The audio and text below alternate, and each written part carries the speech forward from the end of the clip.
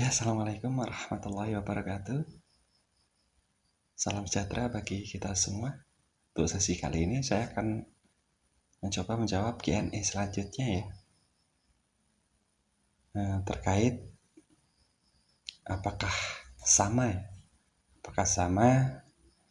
penggunaan dana desa yang diatur di dalam Perpres 104 tahun 2021 dengan penggunaan dana desa yang diatur di dalam Permenq yang terbaru ya, atau Peraturan Menteri Keuangan yang terbaru nomor 190 garis miring PMK titik 07 garis miring 2021 ya.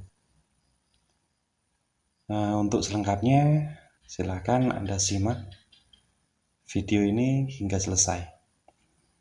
Oke, langsung saja kita mulai ya.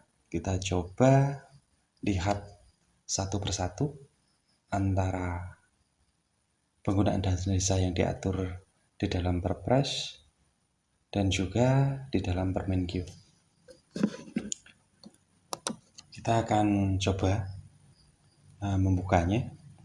Yang pertama kita dulu buka yang Peraturan Presiden ya, Republik Indonesia nomor 104 tahun 2021 tentang rincian anggaran pendapatan dan belanja negara di tahun 2022. Nah, untuk penggunaan dana desa sendiri itu diatur di dalam pasal 5 ya, tepatnya di ayat 4. Coba kita scroll dulu ke bawah. Di pasal 5-nya ya. Nah, ini di pasal 5-nya kita lihat di ayat 4-nya. Nah, ini. Di ayat 4-nya bunyinya seperti ini. Dana desa sebagaimana dimaksud di atas ya, di ayat 1 itu ditentukan penggunaannya. Ada 4 ya. Yang pertama, dana desa itu digunakan untuk program perlindungan sosial berupa bantuan langsung tunai desa atau biasa kita sebut dengan BLT atau BLT-DD, paling sedikit 40%. Nah, ini yang menjadi polemik ya. Jadi kemarin saya pun sempat mengobrol dengan salah seorang kepala desa ya, yang menyayangkan adanya persentase minimal ya, 40%. Karena apa? Beliau mengungkapkan sulitnya mencari KPM. Jikalau ada, KPM tersebut sudah terhandle dengan bantuan-bantuan yang lain, baik itu yang bersumber dari APBD kabupaten kota ataupun dari APBN sendiri ya, seperti PKH. Itu yang menjadi polemik bagi mereka karena ada minimal persentase. Kemudian yang kedua ini dana desa ini digunakan untuk ketahanan pangan dan hewani. Untuk persentasenya ini minimal atau paling sedikit 20% ya. 20% dari baku dana desa. Selanjutnya yang ketiga, kita masih mendukung ya dengan pendanaan untuk penanganan coronavirus disease 2019 atau biasa kita singkat dengan COVID-19. Dan untuk persentasenya pun minimal 8% dari alokasi dana desa yang turun di setiap desanya. Kemudian yang terakhir ini untuk program sektor prioritas lainnya. Artinya jika kita membaca dari Perpres ya, Perpres 104 ini,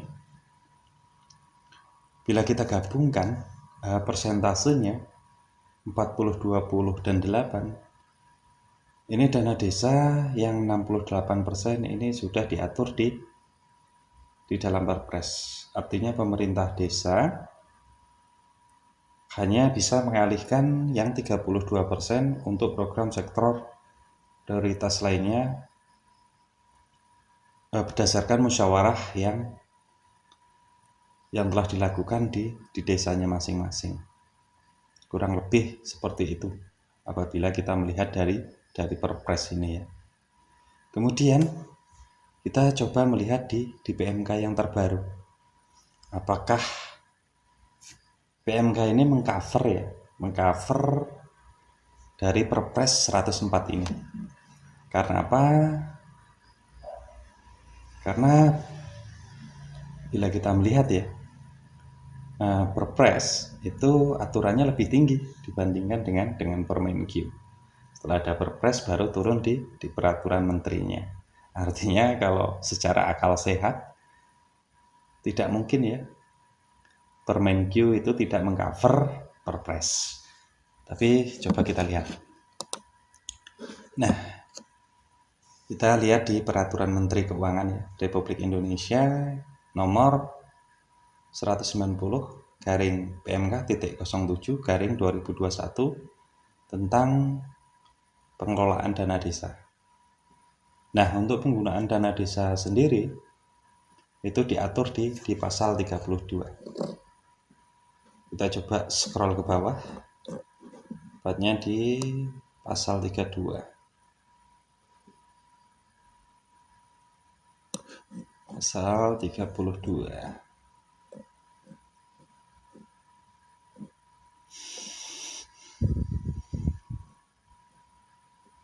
Nah, tepatnya di bab 7 ya, tentang penggunaan pasal 32. Di ayat pertama bisa kita lihat ya.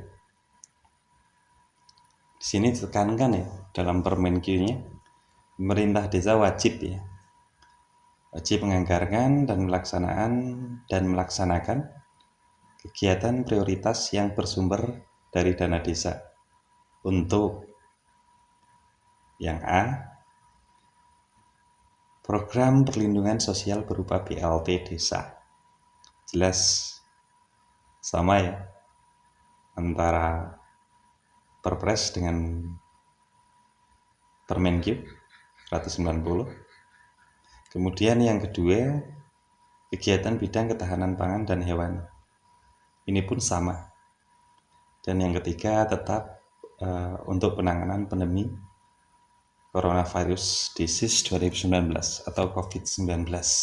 Coba kita lihat di ayat 2-nya. Di ayat 2-nya dikatakan bahwa besaran dana desa yang digunakan untuk mendanai kegiatan prioritas sebagaimana dimaksud pada ayat 1 sesuai dengan peraturan Presiden mengenai rincian APBN tahun anggaran 2020. Tahun anggaran 2022 ya. Artinya jika kita melihat dari Permenkyu ini, sudah saya katakan tadi bahwa tidak mungkin ya peraturan menteri itu menabrak aturan yang ada di atasnya, yaitu Perpres. Artinya selama Perpres ini tidak direvisi atau belum direvisi, maka besarannya pun tidak akan berubah di Permenkyu, kecuali bila di Perpresnya sudah dirubah untuk persentasenya. Artinya masih sama ya. Kemudian untuk yang lainnya, masalah kriteria dan lainnya, mungkin teman-teman bisa baca sendiri ya. Atau nanti saya berikan link untuk mendownload Perpres dan PMK ini apabila kawan-kawan memang belum memilikinya dan bisa dipelajari sendiri ya. Mungkin hanya itu ya terkait jawaban saya masalah apakah penggunaan dana desa yang diatur di dalam Perpres itu sama dengan Permenkyu? Jawabannya sudah jelas ya, sama. Antara penggunaan dana desa yang diatur dengan Perpres 104 tahun 2021 dan Permenkyu 190/PMK.07/2021. Terima kasih.